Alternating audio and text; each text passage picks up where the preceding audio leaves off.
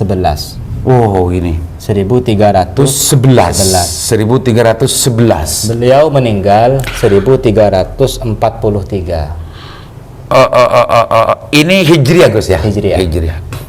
Beliau kelahiran 1252. 1252. Berarti ini beliau tulis sekitar usia 60-an. Sudah mulai sepuh, Gus ya.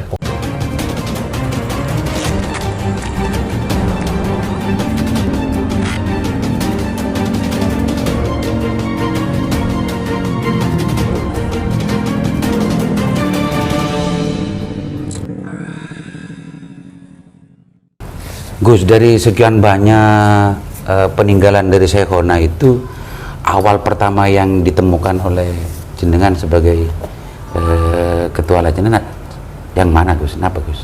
Kitab Alfiyah yang tersimpan di dzurriyyahnya Kiai Rawi Mancengan. Modung. Ternyata itu pertama kali. Kiai Rawi. Masya Allah, Kiai Rawi. Modung. Ranangkah. Murnangkah. Itu merupakan kunci ya. Sebab setelah itu kemudian tidak henti-hentinya fakta-fakta tentang Syekhona. Banyak info. Okay. Gimana, Gus?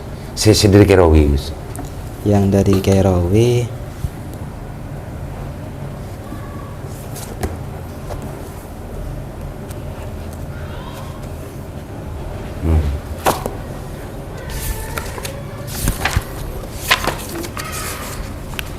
Alfiyah gitu? Ini Alfiyah.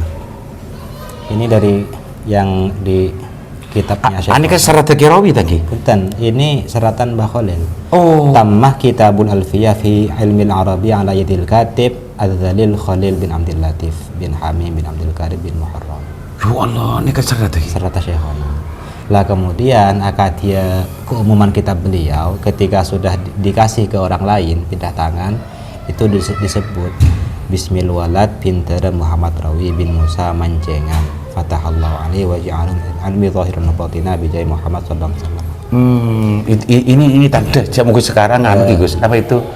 Tanda tangan dari Anuna. Ada sebuah buku mungkin itu setelah ditandatangani pengarangnya kan itu ini sebetulnya legalisasinya. Gus. Pindah tangan tidak beliau. Pemirsa, tulisannya ganteng luar biasa. Jadi rapi, lurus, mengandung banyak hal ya. Di samping ada matan atau nazamnya itu sendiri, beliau juga memaknai dengan secara Jawa, beliau juga mengiropi, beliau juga mentakrir atau menerangkan hal-hal yang terpenting dari nazam-nazam itu. Nah, dan Alfiyah ini bukan sendirian beliau. Ini ada Jawa, Gus. Jawa, makna Jawa. Mana Utawi. Cuma mungkin ya mungkin memang memakai makna Utawi. Iya. Sebab kita lihat di santri-santri beliau yang Madura, misal di Ismail itu juga kitabnya itu Jawa semua maknanya. Iya. Utawi lima tadin wa ikuli khobar, berarti itu juga dari Syekhona mungkin sampai sekarang. Bro, itu ada catatannya. Saya pun, Gus, kalau amaknai bahasa Arab kitab, kalau langsung bahasa Madura atau bahasa Jawa, bahasa Indonesia itu kesulitan. Karena memang tidak belajar di situ. Kayak alhamdulillah utawi saki puji utawi kang patang perkara lillahi lebih familiar begitu. Kayak gimana ya? Ya familiar bahasa Jawa kan memang belajarnya pakai itu. Kalau langsung ke bahasa Madura itu agak lambat. Lama. Wah, ini luar biasa ya Allah, apa namanya, rapi lurus. Ini Alfiyah yang ditemukan di Modung. Beliau tahu jenengan beliau tulis pada tahun berapa? Tahun 1311. Oh, ini 1311. Beliau meninggal 1343. Ini Hijriah, Gus ya? Hijriah. Beliau kelahiran 1252.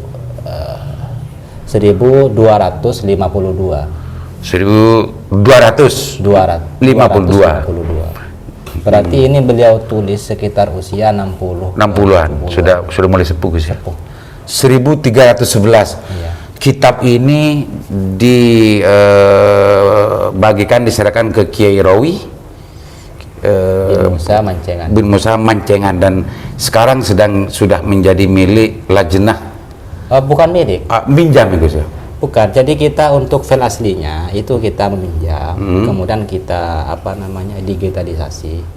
Lah aslinya kita. Ini mau dikembalikan lagi? Enggak. Ini kan bukan aslinya. Oh iya, ini sudah aneh nih Gus ya. Ini sudah fotokopi ya, duplikasi ya. Betul. Tadi yang asli di sana Gus. Tetap ya. Jadi tetap yang asli itu tetap kita kembalikan pada yang berhak. Yang berhak ya. Iya.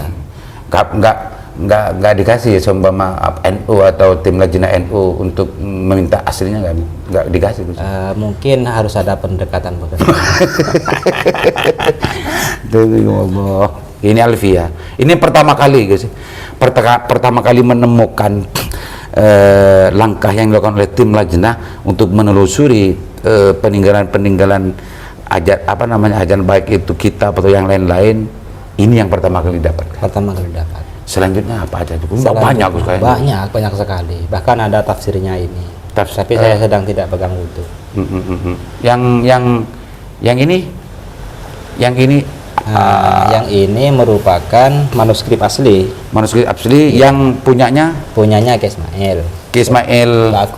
Bakung. Bakung. Yang tadi Jurmiyahnya yang ini. Oh, yang ini Jurmiyah. Jadi santri dulu itu kalau mengaji memang sampai hatam, tidak setengah-setengah ya. Sekarang kan setengah saja sudah boyong. Pulang ke kampung langsung ceramah, ya sesat semua nanti. Belajar nahwu sampai ke urusan hukum i'rab, kalam sudah pulang. Kalau mulai buat nggak sampai ke inna kana. Apalagi badal belum sampai ke situ sudah pulang jadi jadi ustad. Buka YouTube ya badal jadi badal ngolat. Harus banyak badal ngolat gitu. Banyak sekali ngolat itu. Yang kedua di Bakung Gus ya. Dari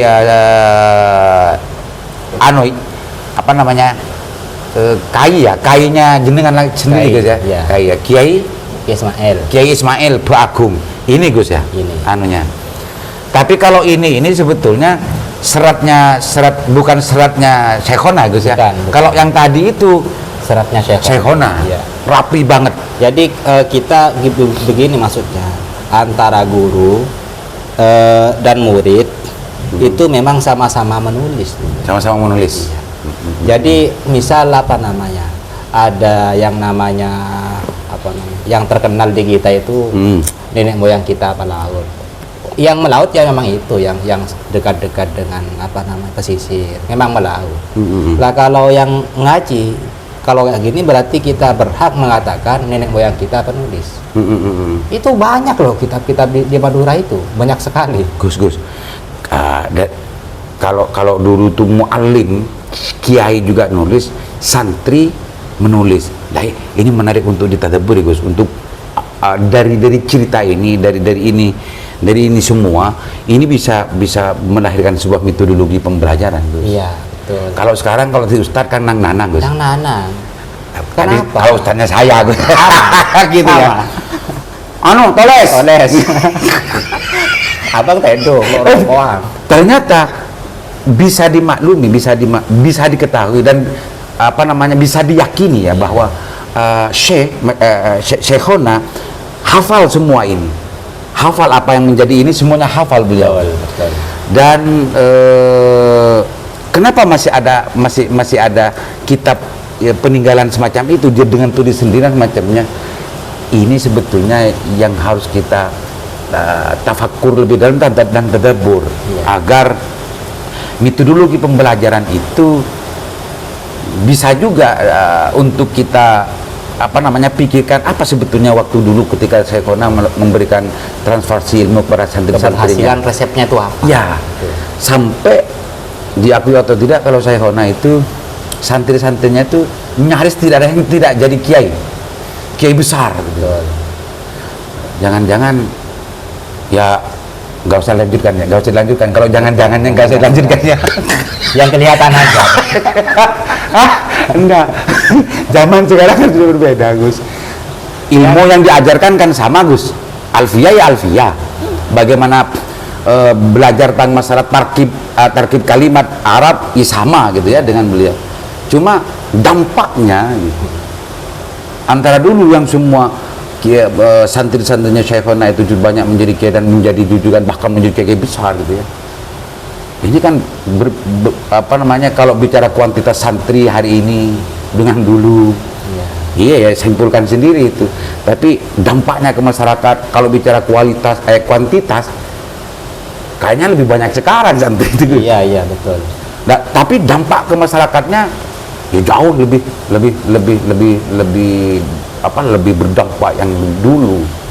Ternyata metodologinya salah satu yang kita tangkap semacam ini, bahwa Syekhona juga ikut nyerap ilmu yang mau diberikan kepada santri. Jadi beliau itu diantara ke resep keberhasilan beliau itu ada sebuah ada sebuah peraturan pondok Tembangan dulu itu.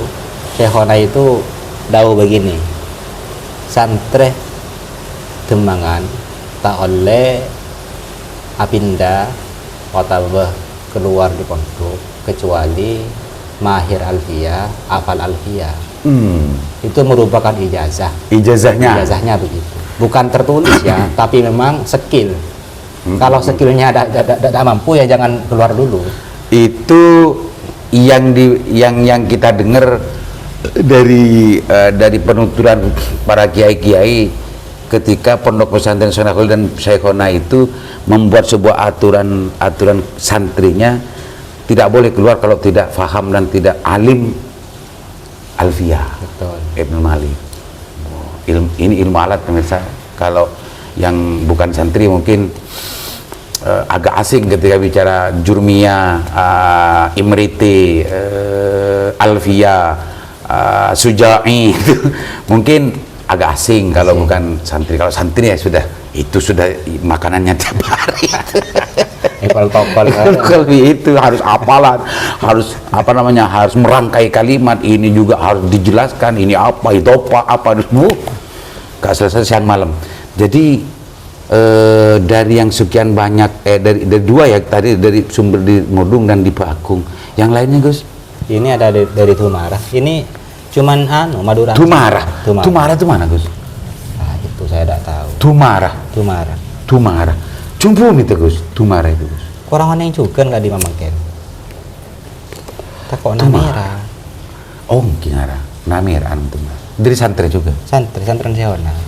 Nah, di sini juga banyak keterangan-keterangan. Saya asmana santri beda Gus, keterangan Gus. Asmana neka. Asma santri Syekhona. Ini ke kitab apa Gus? Ini ke kitab apa? Pada kitab Mutammimah. Jadi ini setelah Jurmiyah kan Mutammimah biasanya. Ada matn Mutammimah di masalah Jurmiyah fi al-Arabiyyah. Iya. Jadi santri dulu tuh keren-keren. Iya, tulisannya nih Gus. Iya. Kayak cetakan Gus. Iya.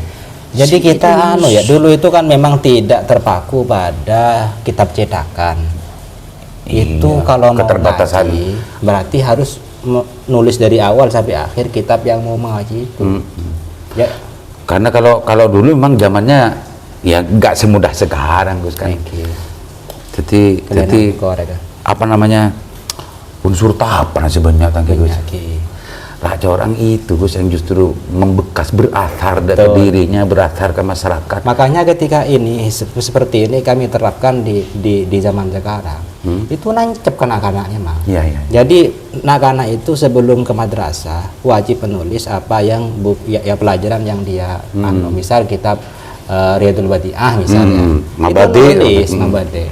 Lah ketika di kelas itu makna. Jadi yang dimaknai bukan kitab cetakannya, tapi tulisannya sendiri. Oh, iya. Nah ini juga bisa menjadi sebuah hal yang bisa kita peres dari apa yang kita dapatkan hari ini Gus, sebetulnya. Menulis itu sebetulnya bagian dari metodologi pembelajaran. Dan ya mungkin kalau orang dulu memang zuhudnya ya sebetulnya yang kalau sekarang kan kita mau gampang-gampangnya saja.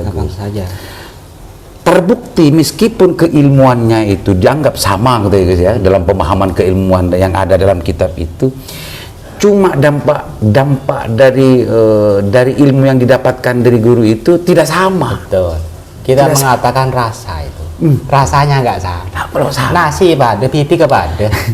Kayak dengar kan, cek nembang ada sini gitu. Tidak sama itu. Ini sebetulnya yang harus kita. Kenapa penting semua ini? Kenapa penting tuos? Kenapa penting semuanya? Agar kita diajak bertafakur dan bahkan juga tadabbur bahwa apa yang kita dapatkan selama ini itu meskipun ilmunya sama, tapi manfaatnya berbeda.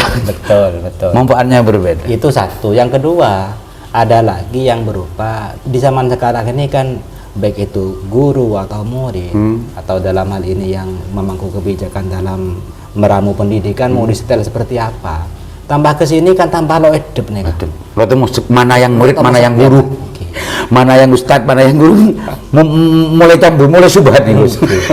Lah kalau benar ketika adento kita kan kudu nyeling apa resep dulu itu kok bisa berhasil. Iya. Kita terapkan di sekarang saja. Ini penting salah satu anunya gitu ya, salah satu tujuan bagaimana kenapa lajnah turos ini dibentuk. Kalau hanya sekedar manuskrip dan dokumen macam ini tidak ditafakur, tidak dideburi, ya ini barang mati semua. Mati, ya betul. Tapi kalau ini semua kita pikirkan, kita betul-betul dalami, insya Allah akan ada banyak makna dan ilmu yang kita dapatkan dari dokumen-dokumen ini semua.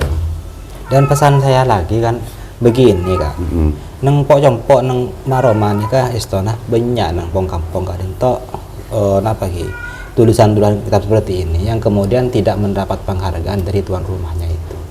Ini beri selarak begitu ya. Rabon sebuah dengan eka. Nah itu napa ki kemudian jangan begitulah memperlakukan hal-hal seperti itu. Itu bukan jimat, neka bener mati bener. Jadi memperlakukan hal seperti ini ya harus dengan dirawat, dilihat itu apa, ilmunya apa, dan begitu. Gus, yang lain-lain yang lebih kuno mana Gus yang menarik Gus? Itu termasuk yang kuno. Apa nih Gus? Kenapa nih? Kitab apa Gus? Kalau mau apa namanya? Ini kabar asli tanggi Gus nih? Asli. Aslinya apa? Duplikat. Punten masih asli. Yang asli ini. Iya. Kula napa Bismillahirrahmanirrahim. Bismillahirrahmanirrahim. Mimi ya.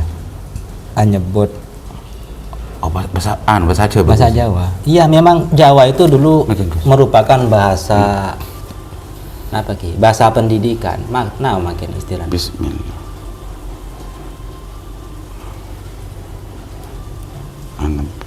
Nama apa ya? Tuh, ya Allah. Kalau bisa pemaus kulo Gus teh.